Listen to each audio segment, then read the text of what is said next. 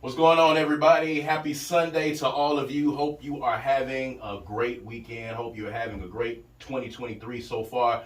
This is our first Good Things Jackson show of 2023. We appreciate y'all for tuning in. Been gone for a little bit. Had to take a little bit of break over the holidays. We had Jackson Indie Music Week last week. So we had a lot of different things going on, man. But we appreciate you guys for tuning in. And as always, we got to remind you, this is about Good Things Jackson. So if you're tuned in to hear anything negative about the city of Jackson, this is not the show for you. You can get that from what other outlets or whatever other outlets that you go to for your negative Jackson news. We are about creating a positive narrative and talking about positive things in the city of Jackson. So we had to kick this show off today with a bang, and I have joining me in studio, I have Mayor Chokwe Antar Lumumba is here, and I have brother Ishmael Muhammed here as well, and they're both in here at the same time.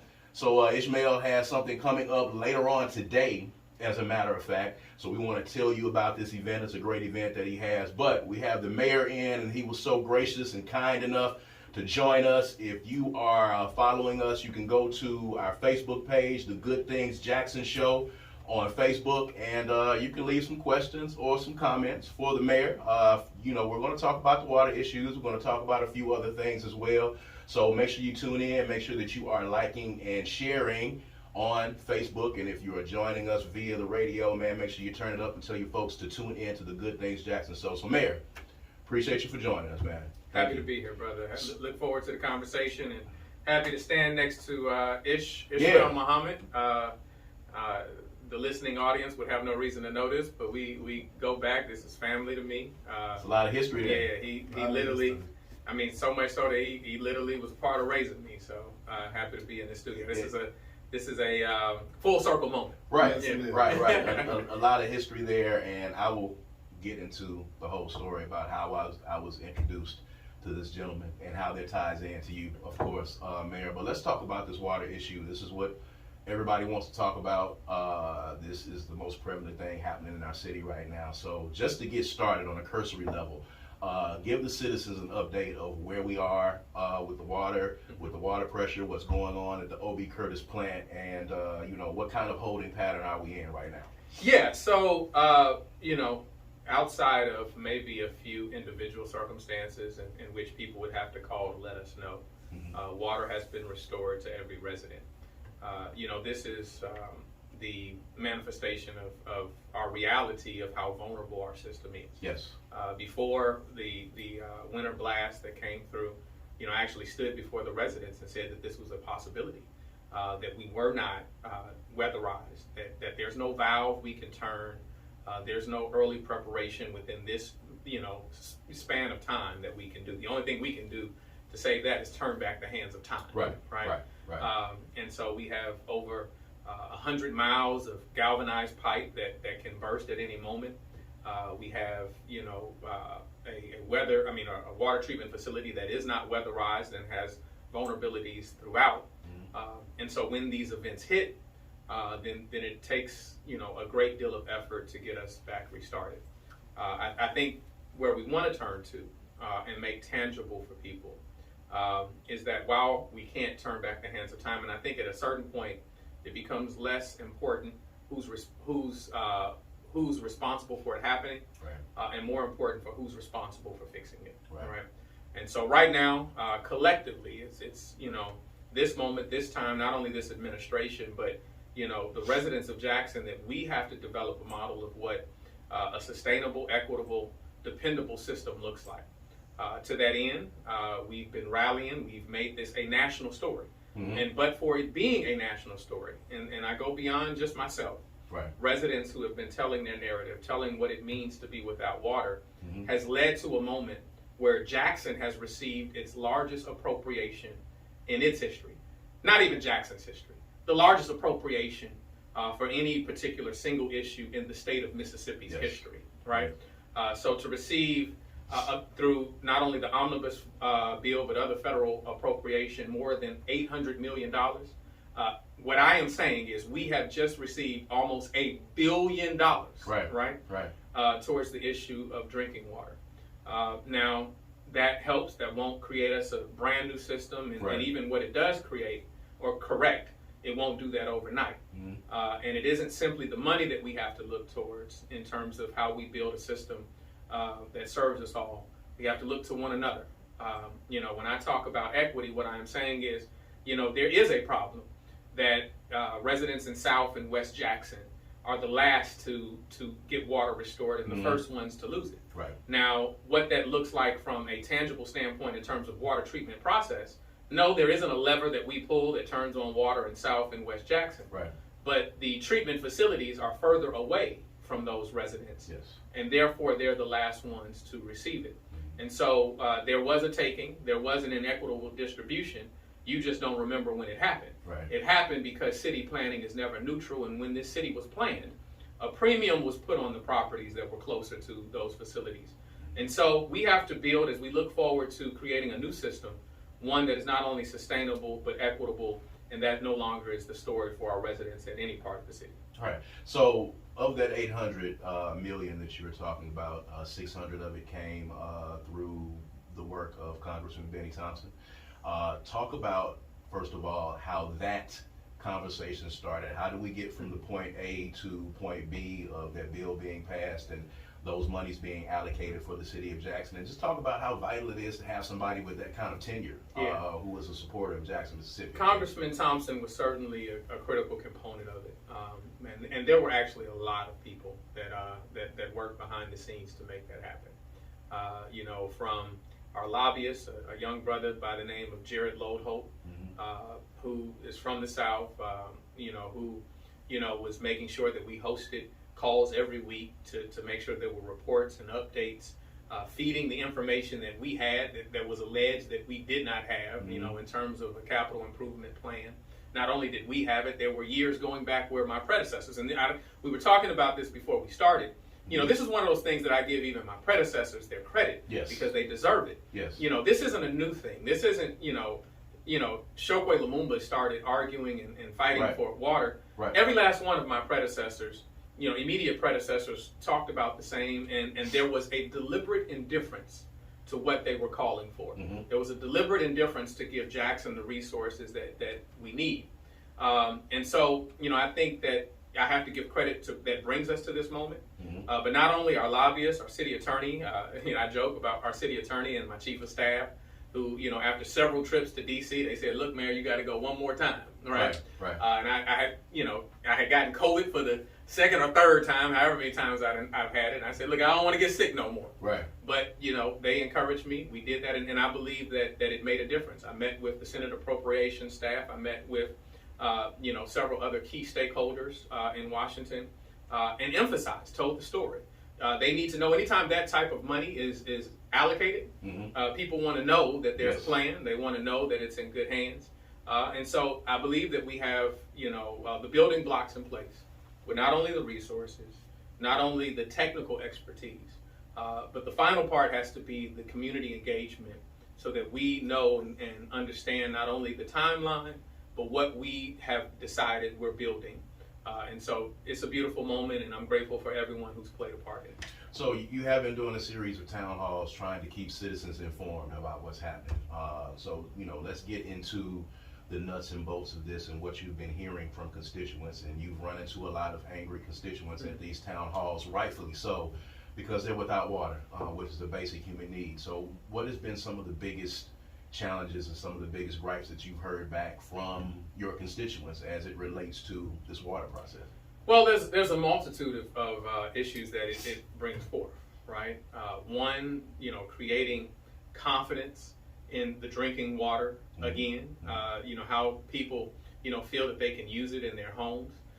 The added expense that it provides on their households by needing to go get water each and every day, needing to take care of neighbors, needing to leave work early or go to work, earlier than you would in order to get in a water distribution line, having to make adjustments in terms of child care because school may or may not be in because this school doesn't have water pressure. Correct. This is a cycle of humiliation that has been on residents. And, I always make this analogy. Most people don't care how a watch works. Right. They just want to be able to tell time. And so all they know is, look, my water isn't on and it's Christmas, right? I know you're the mayor, right? Mm-hmm. So why is the water not on, right? Where's the button? Yeah, where's the button? And quite honestly, the honest answer is that it's just not that simple, right? The honest answer is that there is, like I said, no valve I can turn on. This isn't due to human neglect, right? We just finished talking about the history of what we can remember, and it really goes back as far as Russell Davis in the city of Jackson, right? We have articles as we were announcing the $800 million from 1995 where we were talking about that water. In 1995, I was in somebody's 6th grade or 7th grade class, right? And so this has been something that has been far too long in its making. But once again, it's not as important who's responsible for it happening at this point as it is who's responsible for fixing it. And so we're going to take on that responsibility, and part of that is this historic funding that now enables us to move forward.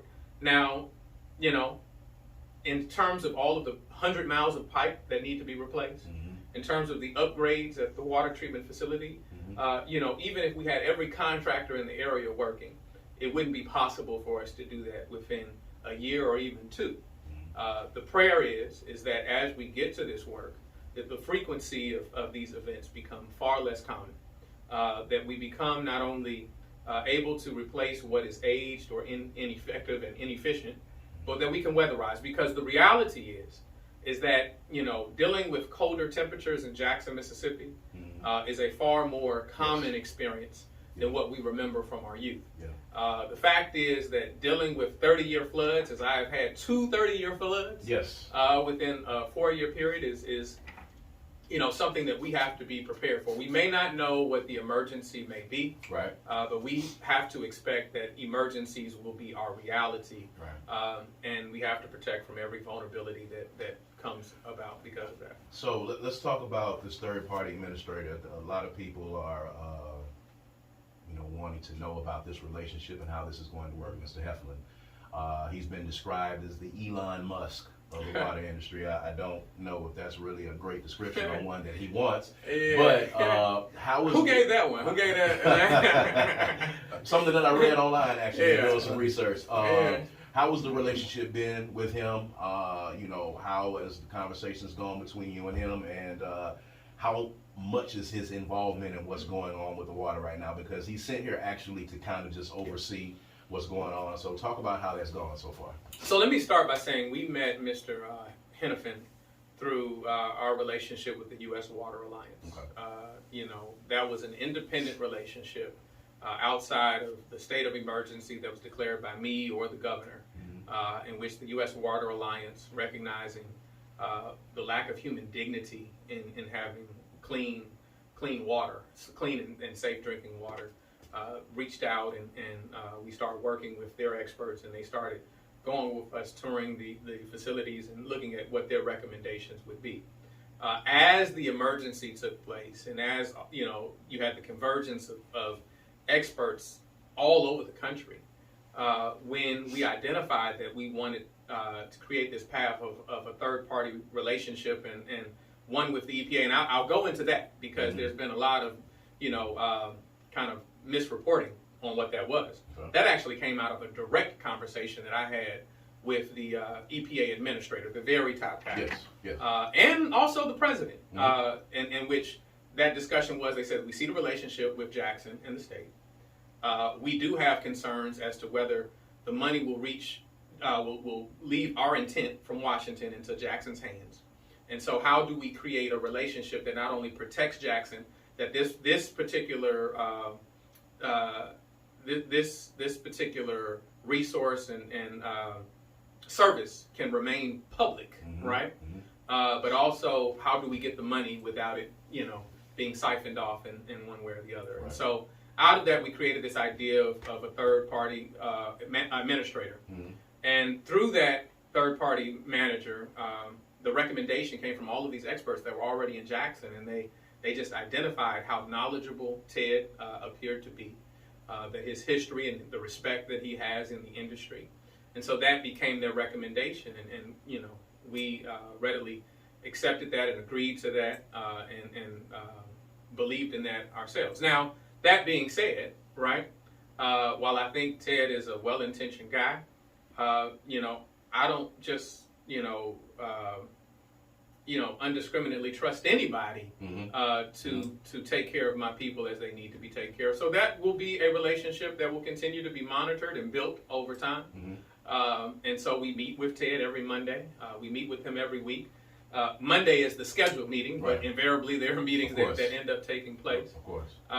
And so, it's not only this thing about, how do we have the expertise in hand that prioritizes projects and knows what needs to be done. There's a communications standpoint that makes certain that we're not designing and defending, meaning designing all the solutions and defending to the residents why they have value and why they should accept them, that we incorporate residents, the people's voice in this process, right? And then building that confidence that I told you again. People have to believe I can drink the water in Jackson, right? And whether I know what the quality is coming out the tap or not, right? That still does nothing for decades of an issue that people have dealt with. And furthermore, let's be clear on what our goals are. Our goals are not only to fix the water treatment facility. Our goals are not only to, replace galvanized pipe. We want to make sure from the very point of use. That means that if you're in a school and you turn on the water fountain, at that point, we want to make certain that everything is in order and that water is clean and our children are safe, right? And so the same thing applies in your homes. And so there's going to be a part of this as we get deeper into this, that we're really looking at, what are the conditions of people's homes?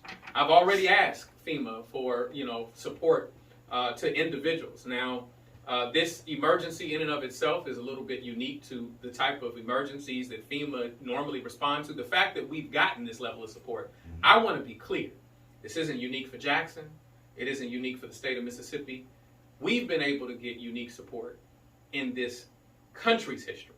They don't typically declare emergencies of the type that have been declared for us, and so that means that we have to continue to keep the pressure on, that we have to continue to light a fire under their feet and make certain that until every resident can say in their home, I feel comfortable, that this water is safe, and I think that it will help my family. I want to give you the chance to respond because, I've interviewed you several times and, I'm going to shoot straight with you and ask you the questions that, a lot of the constituents ask me to ask you.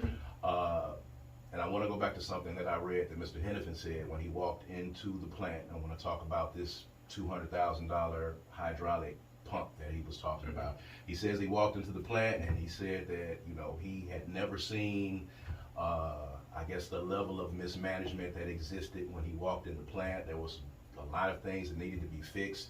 This $200,000 hydraulic pump that was supposed to be there was not actually in there, and that's the basic thing needed to run the pump. So he basically came in and said that, for a while here, notwithstanding bad weather, notwithstanding funding, that there was a mismanagement issue out there and that we may not have had the correct personnel out there running the pumps in the first place. So I want to give you a chance to respond to that because a lot of our citizens are asking questions about that. Well, let me be clear. It's not a hydraulic pump.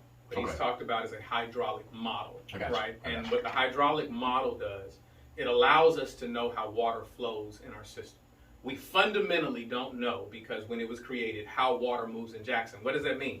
We've annexed parts into our city over the years, which means that we adopted their infrastructure at that time. Now, we know it's connected. We know that it joins our water, but we don't know from the point of starting from the plant, at what point does it reach this location? Right. And so he said that, in order to fix the system, you need a hydraulic model, right, to know how water moves so that you can do that. And he was critical of the fact that Jackson had never had a hydraulic model, and that reaches back many administrations. Now, from my point, in fact, in the article that you're talking about, they talked to my public works director, former public works director. He said the money was never in the budget. Well, the question never came up. Nobody ever said, Mayor, I need a hydraulic model in order to do that. So there was never an option given to me to say, well, let's fund this $200,000 for that. What we have demonstrated from creating a structure over our membranes that cost millions of dollars, right, in order to protect that, from the investment in a nearly $8 million water line in South Jackson alone in order to improve is conditions that we're willing to make the investments that we can make, right? Now, is it a reality that all of the improvements that need to be made in our system that are within our grasp? No, that is not our reality. Right. Could we have looked at a hydraulic model? Yes, if someone would have come to us with the expertise, right, and said that this would be beneficial to you, then we would have weighed that and quite certain we would have supported it. But absent that, right, and not only my administration, no one has said a hydraulic model. And so the reality is this. Jackson has one of two surface water systems in the entire state of Mississippi, right? That means that the bench is already short for the type of expertise that helps support your system. When the governor says, well, we have all of these cities and, you know, they never have water issues. Well, first of all, we've learned recently that that isn't true. But in addition to that, right, it's not a fair comparison because having two water systems, the other one is in Tupelo and that one is in receivership and has been in receivership for some time, right? That means that there isn't a great deal of human capital available to us in order to fill these roles. And so by creating that third-party administrator relationship, we were welcoming of that, right? We were welcoming of that because it gave me, in essence, a public works expert that I could not afford and wasn't available here, right? Not in Jackson, in Mississippi, right? In order to look at these things.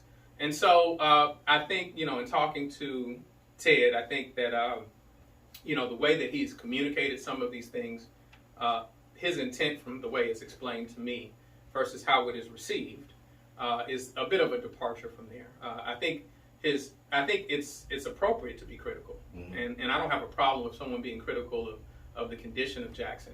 I think that people don't realize that critique actually extends much further than me, much further than Tony Yarber, much further than Harvey Johnson, much further than my father, and so. You know, when we say that we don't know where the valves are, well, the reason we don't know where the valves are is because decades before I even took an office, right? There wasn't a sufficient grid or information as to where these things are, right? And so it's a lot easier building a house than renovating a house and going into the walls and correcting what's wrong. And so, you know, that's where we are. And so we're going to accept things as they are as opposed to as we would have them to be. And we're going to move forward. So having bodies out there at the plant has been an issue. I know that you guys have, you know, put some job postings up. So just update the citizens on, you know, where we are with personnel. Do we have enough people at the plant to work the plant? So let's be clear. City of Jackson is no longer in control of the hiring or the operations of the water treatment facility at this time. It is the third-party administrator. And that was the case even when the freeze took place, right? But, you know, he's finding the reality of what we already know, right? Is that, you know, let's be clear, because I don't want people to think that there's just, you know, ineptitude taking place and people are ignorant. First of all, Jackson has a unique water treatment facility in the nation. We have the only water treatment facility that is both conventional and membrane, right? When you talk about that staffing, you're talking about individuals that in another city, they have automated processing in terms of the cleaning of the water where they can hit this in something called the clear track. Will clear the wells, right? And make sure that all the sludge is removed and it goes through its system correctly, right? Well, in Jackson, that doesn't work correctly. And so that literally means that someone has to leave out of the control room and manually operate these machines, right? Which makes it even more difficult, right? So it adds the insult to injury. That these clear tracks that, you know, and I like it if someone has a swimming pool or has looked at a swimming pool and you see that kind of spider-looking thing that's at the bottom of the pool and cleans it, that's what the clear track does, you know, in our conventional side. Well, in Jackson, we have to drain the entire basin, right? And we have to remove manually the sludge, put it in trucks, haul it off, right? Where that should be an automated process, right? And so it's that chicken or the egg, right? Is it the fact that, you know, you need more personnel, which we do, or is it the fact that you need capital improvements so that the work of your personnel isn't, you know, or the need for personnel isn't so egregious, right? And so you need almost double the personnel with a short bench in order to deal with these things because, you know, in Wisconsin or in Virginia, they have the luxury of these things being automated, where in Jackson, we don't have that luxury. Where in Jackson, we don't only have to find experts who know how to do membrane processing. Right. We have to find both membrane and conventional, and we only have a short bench. So several things can be true. Absolutely. In other words, in that. So we're going to take a quick break. When we come back, we are talking with Mayor Chokwe Antar Lumumba, but we also have Ishmael Muhammed in the building. He's got an event that is going on tonight, so we're going to talk about that as well. But Mayor, when we come back, I want to address, of course, another one of these issues. Well, a couple of things. We want to talk about crime in the city of Jackson, that albatross that we all carry around, and I want to talk about the latest with what's going on with Richard's disposal as well. So we're going to take a quick break. Y'all stick with us. We'll be right back. And we're back. If you're just tuning in, this is the Good Things Jackson Show. I'm your host, Brad Kamikaze Franklin, and if you are just joining us, we are in here with Mayor Chokwe Antar Lumumba. We're in here with Mr. Ishmael Muhammed, and we're going to be talking to him in just 1 second about a great event that he has going on tonight, as a matter of fact, in just a few hours. But before we went to break, we were talking with the mayor about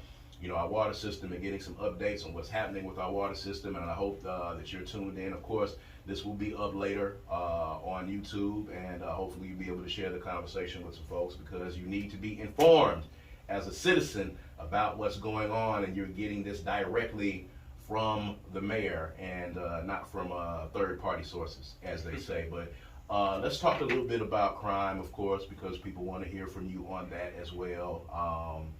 The Capitol Police is now a thing, and there are mixed reviews out there about their effectiveness or the need for them there. There's a bill that has been just introduced to try to create their own court system within the CCID. So I want to get your thoughts on Capitol Police. Have there been discussions between them and JPD about working and having some type of synergy?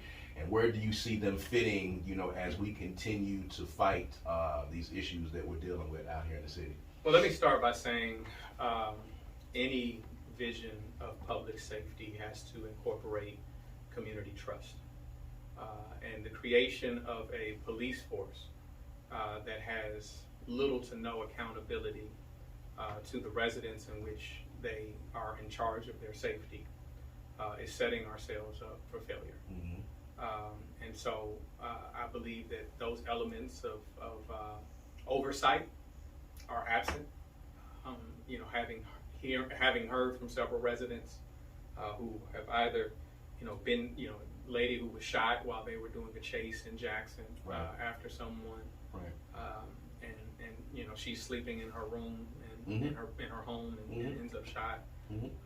Little to no answers over people whose lives have been taken in the process of whatever police activity they had going on. Now, I want to be clear that I do not think that JPD is without its flaws, but I can tell you that we are incorporating and have added policies and oversight and things to ensure that we're transparent with community and that we improve the level of accountability that is there, from ensuring that every officer who's involved in an officer-involved shooting or incident of physical interaction, that they're put before. We instituted a policy where they were put before the district attorney and either no billed or it would be reviewed by that independent party before they return back to work. In response to that, because preemption is real, instead of seeing where we were going and trying to create more accountability, the state legislature took the ability to prosecute police officers out of the district attorney's hands, and put it in the sole discretion of the Mississippi MBI, Mississippi Department of Mississippi Bureau of Investigation, which they have had little to no charges filed against any officer over the last several years for police misconduct, and that's real. We know the instances of George Floyd nationally, and we know, Mike Brown and the like. But let's be clear. I think that it will be a misrepresentation for us to believe that those instances are only exclusive to white officer and black victim. That that you can be vulnerable to an occupational culture that allows that to happen. Now, I believe that we have officers in Jackson that work hard, that are committed and love, are part of this community, grew up in this community, love this community, right? And so I'm not indicting all officers, but I am saying that when you hold the power to take a life, right, then it should open you up to a higher level of scrutiny, and oversight. And so I have great concerns over that, just dealing with those issues. Now, in terms of policing, this is one of those things that as I have taken this position, I've realized that if I can only organize people who think like me, I'm not much of an organizer. And I've accepted different notions and ideas and been open to things. We have different technology that is being provided in the way of helping policing.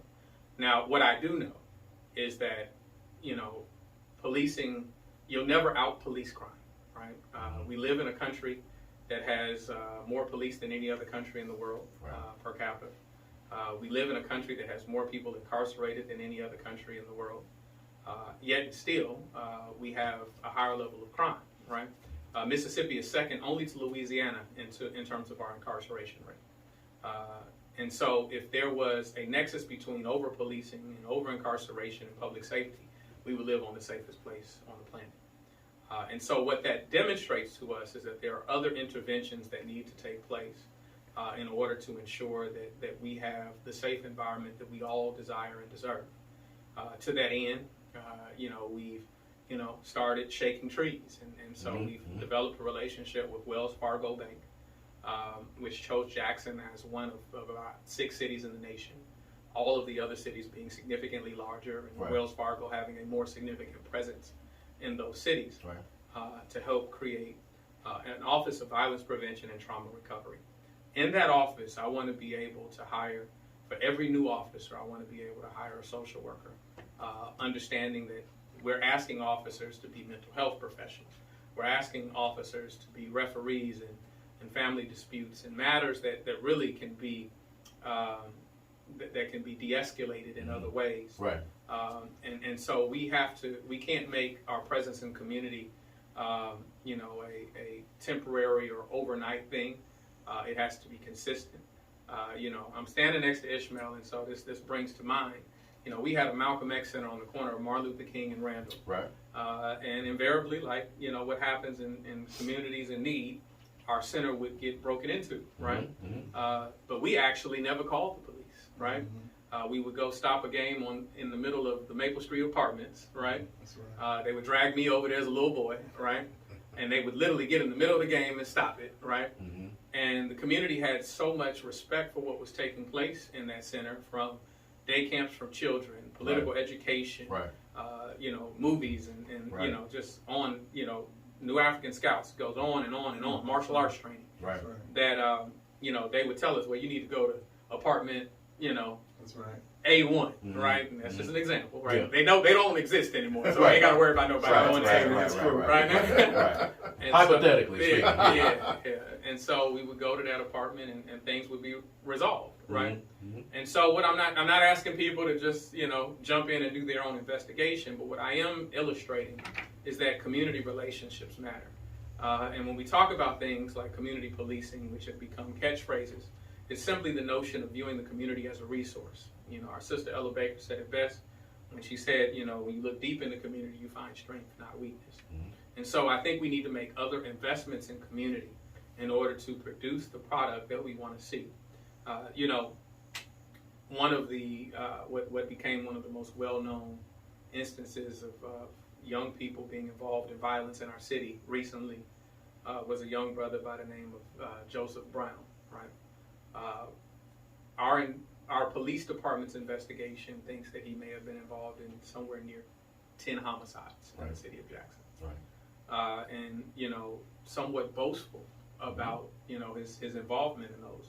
And one of the ways that they were able to find Joseph and the rest of his crew was because of what they were showing on social media. Now, it showed me a number of things. One, I was shocked by the depraved heart and, just the complete disregard for human life that was there. Right.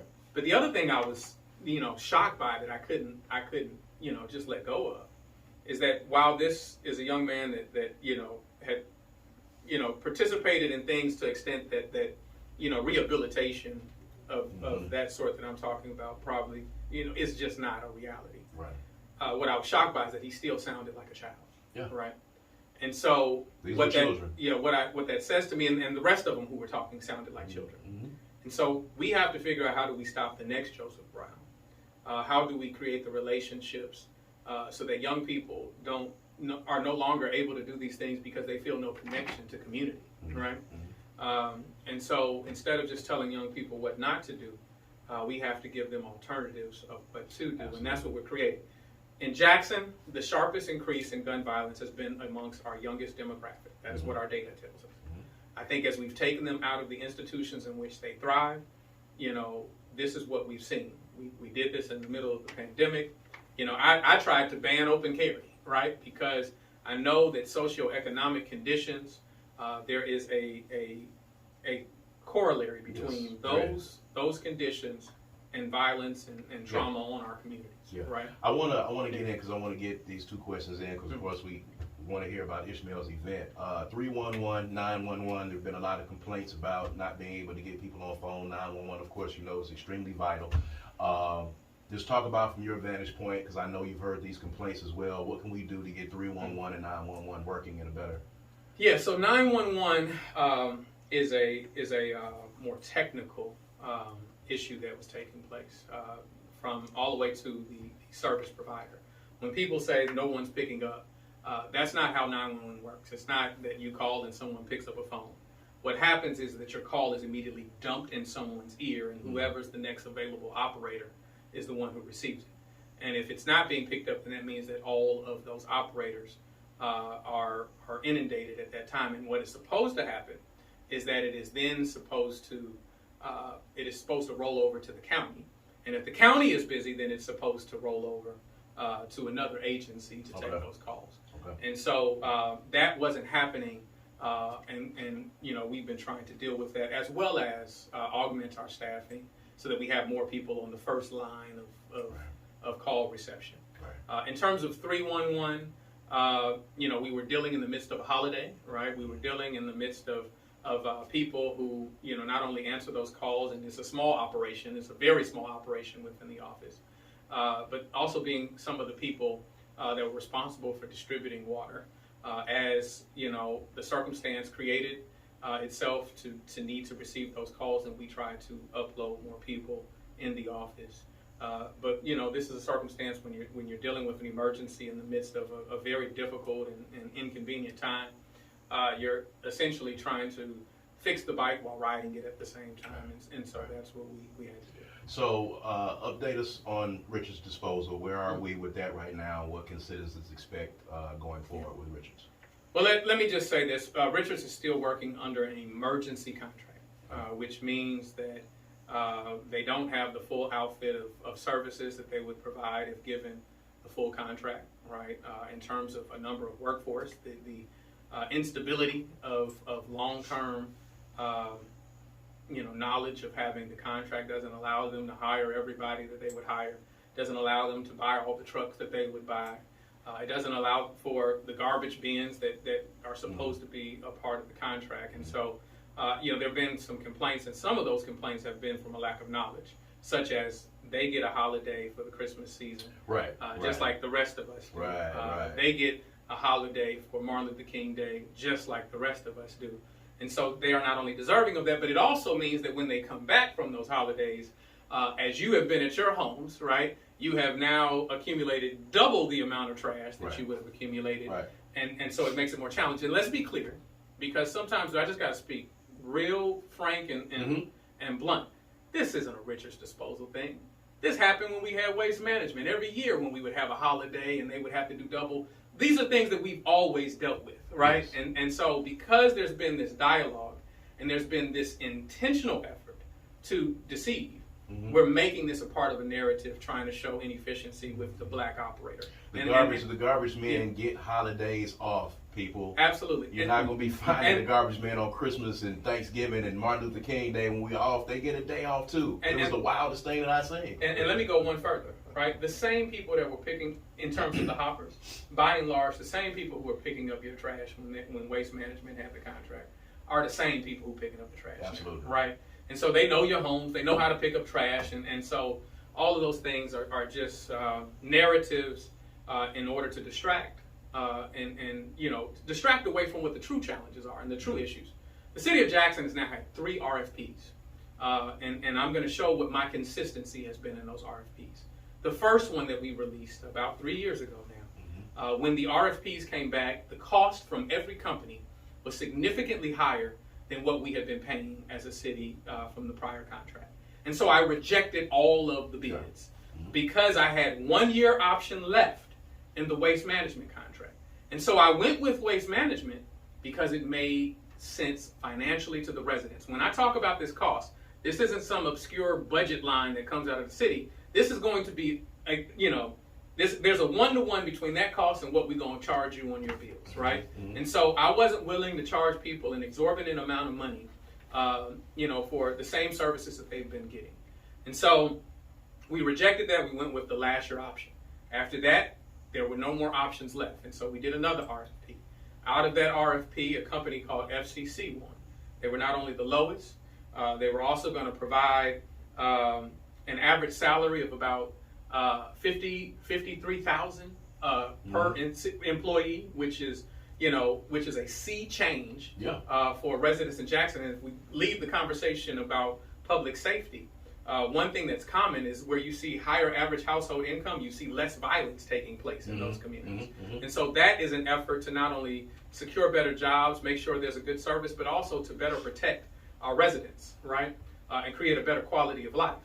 And so that's what they were offering. They were offering a bin to every resident, and they were offering 5-day a week litter and illegal dumping cleanup, in addition to the picking up of trash at curbside. And so that was rejected. Still to this day, no bona fide issue was created. They said things like, they were talking about once a week pickup. Well, once a week pickup was on the table, but it could have also been negotiated for twice a week pickup. Right. But nobody said that because that wasn't the real issue. The real issue is that there are relationships there, right? And people want to be able to maintain those relationships. You can't continue to do the same thing and expect a different result, all right? And so we ended up in an emergency contract with Waste Management for the balance of 6 months. Over that 6-month period of time, we had community meetings where we talked about what was an option and what was a requirement in the contract. We talked about what the scoring matrix were. We talked about the fact that we were doing blind bids, blind scoring, meaning that no company was able to put their name on their particular proposals or any watermarks, that we wanted to score just on the actual details within the proposal. That there was a cone of silence where we weren't supposed to be talking, meaning myself or the council, right? Supposed to be talking to any vendors. Coincidentally, in that time, one of the vendors took the council to a Christmas dinner, right? You're not supposed to be talking to them, but yet you taking them to Christmas dinner, right? And so I did something that had never been done. I actually gave over my executive authority and gave the blind scores to the council and said, you suggest who we go with. And what they said at that time is, Mayor, we just want, the twice a week service option, right? And so out of that, I chose the one that was $12 million cheaper, the least expensive, right? They all had to make, minimal requirements to show that they had the ability to perform, right? Which they all met. And so, now we're in a situation where the company that coincidentally is a black company, and while that wasn't, I wasn't going to do anything to tilt the scale. Right. I am grateful, to the fact that it is a minority contractor. The one that's $12 million cheaper with a bin versus, the company that has been that the council has been trying to force, illegally, might I add, which would be $12 million more expensive without a bin, right? So providing less, but costing more, right? So Mayor, I want to make sure that I... Yes. Matter of fact, mean, just that's amazingly right. so. Yeah. And at 80, and let me be clear, because I do want to say this. If 85% of your population is left-handed, then you need some left-handed jobs, right? Exactly. And so we don't need to be apologetic about knowing that a part of our rebuild, a part of our growth as a city has to look like us, right? And I'm not going to apologize for that. Now, I know that if our administration had done anything inappropriate, you don't have to wait. Shad White would be there, right? You don't have to wait. Everybody would be investigating. With cuffs. So understand that we're going to go over and above to make sure that we do it correctly. But more importantly, we're going to do it in a way that serves the residents in the very best regard. So Ishmael, real quick, I want to talk about this event that you're having in a few hours, and I want to, for the audience, make this quick correlation. The only person who I've ever allowed to come in and manage my career as an artist is this gentleman, and I was introduced to this gentleman by Chokwe, as a matter of fact, Antar's father. We had a conversation, and he was helping me with some music things, and he ended up introducing us. And we entered into a relationship, had some good times, did some good things, made some progress, and then life happens and things continue on. So we're glad to have you back in the city again. It was good to reconnect with you, brother. So talk about this event that you have going on tonight in just a few hours for folks that are listening, man, so they can come out and check you out. Well, this is a fundraiser we're doing for a brother named Dr. Mutulu Shakur. And some of you may know who he is, some of you may not. But we have living heroes and sheroes amongst us, folks that did amazing things for our community that we don't celebrate, that we don't support, that we don't even know about. And Dr. Mutulu is one of those people. He is alleged to have been a member of what they call the Black Liberation Army. And I'm going to use alleged because we tend to not give credit to the Americans for what they say about our heroes and sheroes. But there was something called a Black Liberation Army. And that army's responsibility was to raise money for the liberation of black people. And part of what the Black Liberation Army promoted was that we can take our money back from these banks that got it from slavery on down, that get it from toxic economic, secretive means from our people, and we can return that like black Robin Hoods, so to speak, to our community. Well, Mutulu is alleged to having been involved in some of those types of liberation activities. And it's said that during one of those incidents, some police got killed. The other thing that the Black Liberation supported, they saw the police, all police, as a military enforcement mechanism of the colonial American empire. And so for us, we were at war against the police because the police were responsible for maintaining the order as it existed in those days. And so our position was, this is a war. The Americans knew it. They actually declared war on the black community through the war on drugs, through other kind of war means that they used. And so the other thing they put Mutulu inside the wars for was because allegedly he was responsible for the death of 2 police officers who were in battle with him in one of these occasions. And the final thing that Dr. Mutulu was allegedly involved in was the prison breakout and escape of one of our sisters in sheroes named Assata Shakur. Assata Shakur was someone that the American state, tried to assassinate and kill, and we need to get her to safety from the U.S. hands into Cuba now, where she remains. So he got a long-term sentence. He should have been out based on parole and all that, but they kept him in over time. But finally, they released him. But they only released him after he got stage 4 cancer, and they think he's about to die. He's still been strong and well, but he does have medical expenses that are amounts to about $15,000 a month. So we're doing a fundraiser to try to help him in his return home to us and in terms of his medical expenses and care. Give us the time and the location, and I know that there's going to be some performances as well, so talk about that. Man, look, we got some beautiful responses from the artists, from the community here in Jackson and supporting Dr. Mutulu. The event is going to start at 6 p.m. It's from 6 p.m. to 10 p.m. at the Medgar Evers Community Center. We are blessed that it's at the Medgar Evers Community Center because it kind of rocks with who Dr. Mutulu is. Medgar himself was a person that fought hard for black liberation in his own way and was also murdered, came after, targeted by the U.S. government for his work. So we'll be there. We got an amazing lineup. We got, first and foremost, my guy Smoke D. Y'all know from UGK. This guy is the realest. He's going to be bringing out some new song for you if you're coming out. I ain't even going to give you no prelim to that. We got Skip Coon. We got brothers and sisters from the African dance and drumming circles. Mm-hmm. You know what I'm saying? Our Kibalon music group. We got our man Rufus Mapp who plays the beat. Yes. We got some jazz musicians, our Deep Sabir. So we got a nice little lineup. We also have some visual artists who are going to be there doing live art on site, where we do some art auction as well. And all of these proceeds will be going to Dr. Mutulu Shakur. We have a number of partners in here. We have the sounds by my man DJ Fingerprint. Of course. I mean, he's going to be rocking the whole night. So he's going to bring it all together. We got hosts from 99.7, Shell B hosting the event. And we got Oops All Vegan giving food. You know what I'm saying? I mean, providing food. You're going to pay for the food. But some of that pay that you give to Oops All Vegan will food, also be going to support Dr. Mutulu Shakur. Yeah. So please come out. You know, it's an event for the community. Be there, and you're going to enjoy yourself. So Mega Evers Community Center tonight at 6 p.m. That is in just about 3 hours. You got time to get ready for it. You've recently moved back to Jackson, and you've been doing this type of community work your entire life. That's right. It is the lineage of your family and your family's mission. Moving back into West Jackson, you know, when you and I reconnected, you said that that's where I need to be, and that's where we need to start building a foundation and having us moving back into West Jackson and rebuilding. So how has that experience been for you, moving back into Jackson and moving back into West Jackson, hearing all the things that you hear about this city coming in? I mean, first of all, Jackson was my home. I'm a Mississippi boy. I was born in Jackson, real talk. Traveled a lot of places. My accent might not keep up with where I'm from all the time, but I left Jackson for a little while. And I returned really around the water crisis.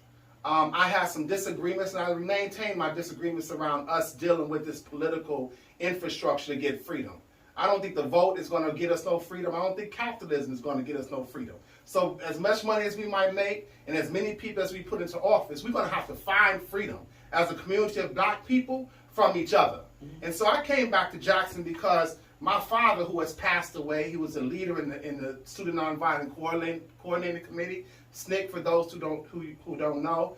They tutelage under Sister Ella Baker. Mm-hmm. Their philosophy was that we can do anything as long as we're together as communities of black people in the South and elsewhere. And so he called me, and he said, no matter your disagreements that might exist between your family, between Chokwe or whoever else, this is about our people. So you got to go home. You got to come back to Jackson and get on this water thing and talk specifically to your community and to the powers that be about creating sustainable water systems. We believe that we need to change this whole water infrastructure. We think that people can control their own water. We can have well systems in every backyard. We can have people who are not relying on government and state and who's in office at whatever time to be taken care of in that way. And so that's been our mission since we came back. We rescued a house in West Jackson because we know West Jackson is one of those communities that we say have been left by the wayside, have been left behind to die. That's what we used in Katrina, when they left behind so many black and brown people and poor people to die in those waters. That we have communities that have been left behind to die. West Jackson is one of those communities. It's a beautiful community, rich with talent, resources, and all kinds of beautiful people. So we rescued a house there. We're working on rehabbing it. We'll be putting a well in the ground in that community, and we'll be working on some other sustainable mechanisms for our development and growth as a community. And I think it's really beautiful, before you give the time and the location again, that, you know, even with the long history that you guys have in here. That's right. Understanding that there are going to be disagreements. That's right. And there are going to be differences of opinions. And everything is not just rubber stamped across the board, but these are conversations that should take place, you know, within our own circles and within our own communities, and not on social media, Ed Reed, and not on social media, DeAndrea Sanders, not on social media, but, you know, those issues and those problems that are happening with us. We can be critical of them. That's and right. We can disagree, and we can do it in love, and we can do it in a proper fashion and in a proper way to get things done. Real quick, the location and time once again for this. Okay, it's going to be 6 p.m. to 10 p.m. at the Mega Evers Community Center. That address is 3159 Edwards Avenue, right in Jackson, Mississippi. Please come out and enjoy yourselves. And yes, let's be family, let's be community, let's be united. There it is. Mayor Chokwe Lumumba and Ishmael Muhammed joining me today on the Good Things Jackson Show. I hope you guys have enjoyed this. Of course, follow us on Facebook, the Good Things Jackson Show, and this will be up later on YouTube. For those of you who missed the discussion, the mayor gave a lot of crucial information that you guys should be tuned into. And of course, make sure if you have an opportunity to go out tonight and check out Ishmael Muhammad at the Mega Evers Community Center. It's going to be a fantastic event. DJ Fingerprint's going to be spinning. Skip Coon and Smoke D are going to be performing. This is Good Things Jackson, people. All right? Follow the Good Things Jackson, man. We're going to see you guys on next Sunday. Enjoy the rest of your weekend. Peace and power.